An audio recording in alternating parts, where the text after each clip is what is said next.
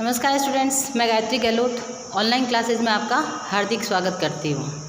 BA BEd first year, subject political science. हमने आज तक यूनिट 4 पढ़ लिए। आज हम स्टार्ट करने जा रहे हैं 5वां यूनिट। 5वां यूनिट राजनीतिक दल, बहुदलीय व्यवस्था तथा क्षेत्रीय दल। इसके बारे में आज हम आप विस्तार से अध्ययन करेंगे।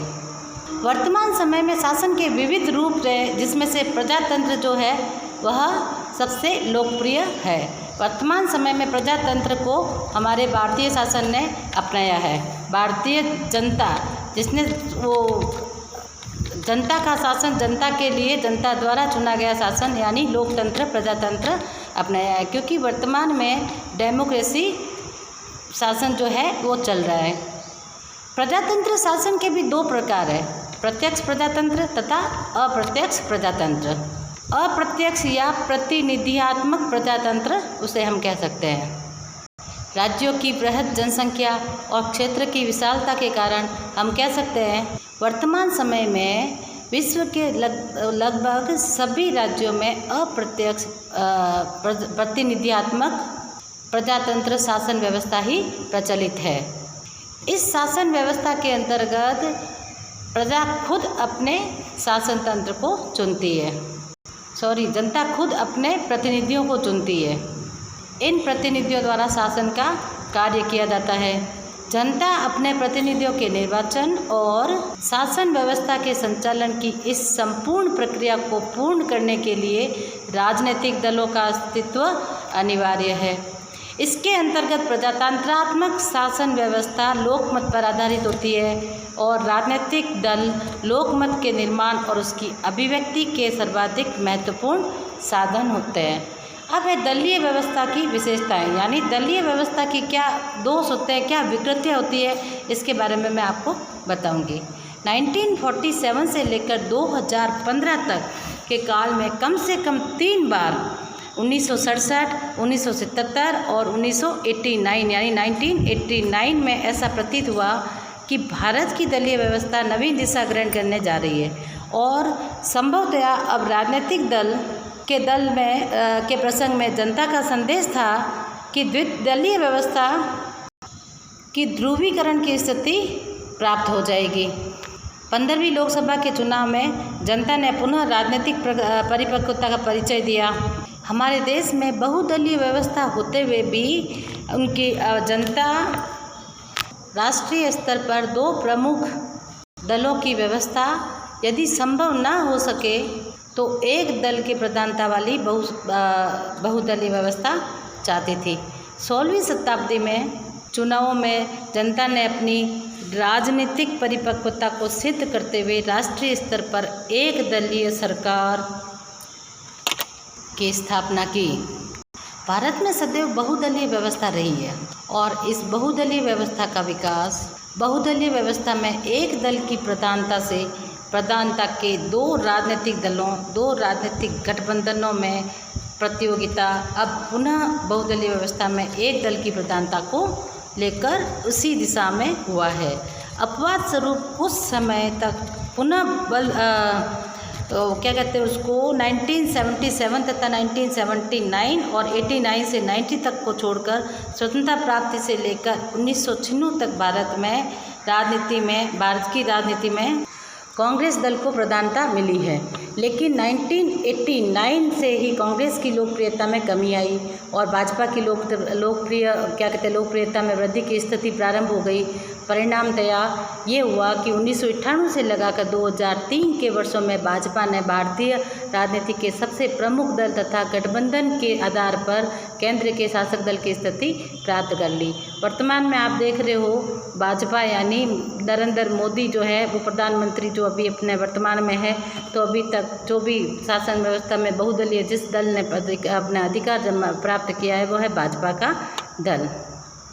अप्रैल मई 2004 में 14वीं लोकसभा के चुनाव संपन्न हुए तथा इन चुनाव के परिणाम स्वरूप कांग्रेस ने भारतीय राजनीति के सबसे प्रमुख दल और कांग्रेस के नेता के संगठित संयुक्त प्रगतिशील गठबंधन ने शासक दल की स्थिति को प्राप्त कर ली। 15वीं लोकसभा में कांग्रेस के नेतृत्व में गठित संयुक्त प्रगतिशील गठबंधन की 14वीं जो लोकसभा है उसकी तुलना में अधिक स्पष्ट जनादेश प्राप्त था। चुनाव के इस गठबंधन सरकार में कांग्रेस की स्थिति को अपेक्षाकृत मजबूत स्थिति प्रदान की गई। मई 2014 में 16वीं लोकसभा के चुनाव में जनता ने भारत के नेतृत्व वाले राजनीतिक जनतंत्रात्मक गठबंधन के पक्ष में जनादेश किया एवं स्वयं भाजपा को 282 स्थानों के साथ पूर्ण बहुमत प्राप्त हुआ। इस प्रकार 30 वर्ष बाद अगर किसी पार्टी को अपने बलबूते पर पूर्ण बहुमत प्राप्त हुआ है तो पुनः एक दल की प्रधानता वाली बहुदलीय व्यवस्था का युग लौटा है। आज की परिस्थितियों में बहुदलीय व्यवस्था की कुछ महत्वपूर्ण विशेषताएं और कुछ उसके दोष भी होते हैं जिनको अभी मैं आपको विस्तार से समझाऊंगी। सबसे पहले मैं बताऊंगी आपको बहुदलीय व्यवस्था के बारे में। बहुदलीय व्यवस्था में भारत ने अभी ट्रेंड में अमेरिका की तरह द्विदलीय पद्धति नहीं वरन बहुदलीय पद्धति है। भारत की बहुदलीय व्यवस्था में 1988 तथा लगभग सदैव ही किसी राजनीतिक दल को प्रधानता की स्थिति प्राप्त हो रही है। 1990 से लेकर 2009 में 15वीं लोकसभा का गठन होने से पूर्व किसी एक राजनीतिक दल या गठबंधनीय स्थिति को प्रधानता की स्थिति प्राप्त नहीं रही। 14वीं लोकसभा के कांग्रेस सबसे बड़ा दल तथा 15वीं लोकसभा में कांग्रेस ने अपनी स्थिति में और सुधार किया और 2014 में संपन्न 16वीं लोकसभा के चुनाव के ठीक पहले देश में 1687 राजनीतिक दल थे और 464 दलों ने चुनाव में भाग लिया। जुलाई 2015 में देश में कुल मिलाकर दलों की संख्या 1866 हो गई। बहुदलीय व्यवस्था का यह जो रूप है उसके कारण लोकसभा में खंडित जनादेश ही प्राप्त हो रहा है। खंडित जनादेश का आशय यह है कि लोकसभा में किसी एक राजनीतिक दल को स्पष्ट बहुमत नहीं प्राप्त होता है, उसे कहते हैं खंडित जनादेश। 16वीं लोकसभा के चुनाव में लगातार त्रिशंकु जनादेश का इतिहास टूट गया। इस चुनाव में राष्ट्रीय जनतांत्रिक गठबंधन का नेतृत्व कर रही भाजपा को 282 सीटों के साथ पूर्ण बहुमत प्राप्त हुआ। इस प्रकार देश की बहुदलीय व्यवस्था में एक दल की प्रधानता वाली बहुदलीय व्यवस्था पुनः स्थापित हो गई। अब हम कहेंगे दूसरा, राजनीतिक दलों में बिखराव, विभाजन और दलीय व्यवस्था में स्थायित्व। भारतीय राजनीति में न केवल अनेक दल है बल्कि इन राजनीतिक दलों में बिखराव, विभाजन तथा अस्थायित्व की स्थिति भी बनी हुई है। सर्वप्रमुख राजनीतिक दल भारतीय राष्ट्रीय जो कांग्रेस का 1969 में विभाजन हुआ, इस विभाजन के जन्म से लेकर राजनीतिक दल सत्ता कांग्रेस का 1978 के विभाजन से जिस प्रकार कांग्रेस आई का जन्म हुआ उसका विभाजन 1995 तथा 1999 ईस्वी में हुआ और 1977 में सत्तारूढ़ जनता पार्टी कालांतर में 4 भागों में विभाजित हो गई। विभाजन और विलय की प्रक्रिया के परिणाम स्वरूप 1988 में जनता दल की स्थापना हुई। केवल कुछ समय के लिए इस दल ने एक राजनीतिक शक्ति का रूप प्राप्त किया, लेकिन नवंबर 90 में जनता दल में विभाजन की स्थिति बनी हुई है। इसके बाद जनता दल में बिखराव और विभाजन की प्रक्रिया निरंतर चालू रही। न केवल तथाकथित राष्ट्रीय दल वरन डीएमके के अकाली दल, केरल कांग्रेस और शिवसेना जैसे क्षेत्रीय दल भी अनेक भागों में विभाजित हो गए। स्थिति यह है कि आज एक राजनीतिक दल जन्म लेता है तो कल उसके टूटने की समाप्ति से या किसी दल के विलय की स्थिति पैदा हो जाती है, तो राजनीतिक दलों में कोई स्थायित्व नहीं है, टूटते हैं और बनते रहते हैं।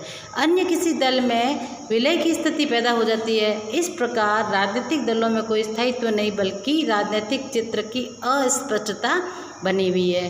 भारत में दलीय व्यवस्था में निश्चित रूप से यह सबसे बड़ी विकृति है या सबसे बड़ा दोष है, हम जो कहते हैं राजनीतिक दलों का बिखराव, विभाजन तथा दलीय व्यवस्था में जो अस्थायित्व है या किसी में विलय हो जाना, ये सबसे बड़ी विकृत स्थिति रही है। अब नेक्स्ट पॉइंट मैं आपको बताऊंगी, अधिकांश राजनीतिक दलों में आंतरिक लोकतंत्र और अनुशासन का अभाव।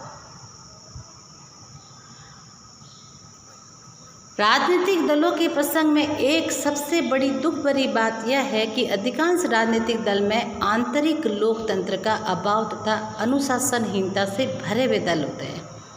अधिकांश राजनीतिक दलों में क्या होता है, लंबे समय से संगठनात्मक चुनाव नहीं हुए, तदर्थ आधार पर मनोनयन की पद्धति के आधार पर चल रहा, जिससे चुनाव आयोग के निर्देश के कारण पहली बार मई जून 1997 में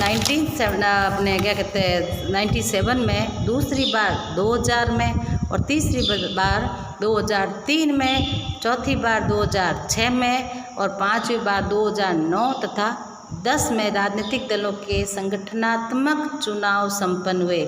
लेकिन इन चुनावों में निश्चित रूप से अनेक प्रकार की कमियां रही। सामान्य स्थिति में दलों का निर्माण किन्हीं प्रक्रियाओं, मर्यादाओं, सिद्धांतों और कानूनों के आधार पर नहीं होता है। दलों की आय व्यवस्था, आय और व्यय का कोई लेखा जोखा नहीं होता है। और तीसरा जिसका पॉइंट है वो हम कह सकते हैं कि संख्या बल की दृष्टि से शक्तिशाली लेकिन विभाजित विपक्ष। फिर हम नेक्स्ट कह सकते हैं क्षेत्रीय दलों की शक्ति में निरंतर वृद्धि। फिर अगर दलों में कहें तो आंतरिक दलबंदी है, गुटबंदी है, वो सबसे बड़ी विकृति। भारत की राजनीतिक दल में जो आंतरिक रूप से जो गुटबंदी है वो भारत के राजनीतिक दलों के बहुक्षेत्रीय दलों में सबसे बड़ी वो विकृति कहो चाहे दोष कहो, सबसे बड़ा जो दोष है वो यही सामने आता है कि आंतरिक रूप से उन लोगों में गुटबंदी हो जाती है, दलबंदी हो रही है, जिससे अनुशासनहीनता पनपती है। लगभग राजनीतिक दलों में हम देखते हैं कि सब राजनीतिक दलों में अनेक प्रकार के छोटे छोटे गुट पाए जाते हैं। एक वह जो सत्ता और संगठन के पद पर आसीन है और दूसरा होता है वो असंतुष्ट गुट। नेक्स्ट पॉइंट है राजनीतिक दलों में दल की नीतियों तथा कार्यक्रम में स्पष्ट भेद का अभाव। आज स्थिति यह है कि आर्थिक तथा राजनीतिक कार्यक्रम न होकर मंदिर, मस्जिद निर्माण तथा जातिवादी गठजोड़, जो हम सामान्य भाषा में कह सकते हैं कमंडल और मंडल, ये राजनीतिक दलों की पहचान बन गए हैं। फिर नेक्स्ट पॉइंट है राजनीतिक दल बदल। राजनीतिक दल बदल में यह है कि 1985 में भारतीय राजनीतिक संविधान में 52वां संवैधानिक संशोधन दल बदल पर कानूनी रोक लगा दी। लेकिन इस कानून का प्रावधान यह है कि राजनीतिक दल के विभाजन और राजनीतिक दल के दूसरे राजनीतिक दल में विलय होकर दल बदल नहीं समझा जाएगा। नेक्स्ट पॉइंट है सभी राजनीतिक दलों तथा राजनीतिक अभिविभाजन की कथनी और करनी में भारी अंतर। जो भी राजनीतिक दल कुछ करने के लिए जनता के सामने जो सभी जो लोकतांत्रिक शासन जो अभी चल रहा है, तो लोकतांत्रिक शासन में देश के राजनीतिक दलों में और उसके नेताओं में कथनी और करनी में रात और दिन का अंतर है। वो लोग भारत के राजनीतिक दलों और नेताओं की करनी में भीषण अंतर यह है कि जैसा अन्यंत्र वैसा विशेष रूप से विकसित लोकतांत्रिक देशों में देख पाना संभव नहीं है, क्योंकि ये दल जैसा कहते हैं वैसा कभी भी करते नहीं हैं। जब उनको एक सत्ता प्राप्त हो जाती है तो जिस तरीके से वो कार्य करते हैं वो कार्य पूरा कर नहीं पाते, यानी उनकी कथनी और करनी में भयंकर और भीषण ही अंतर है।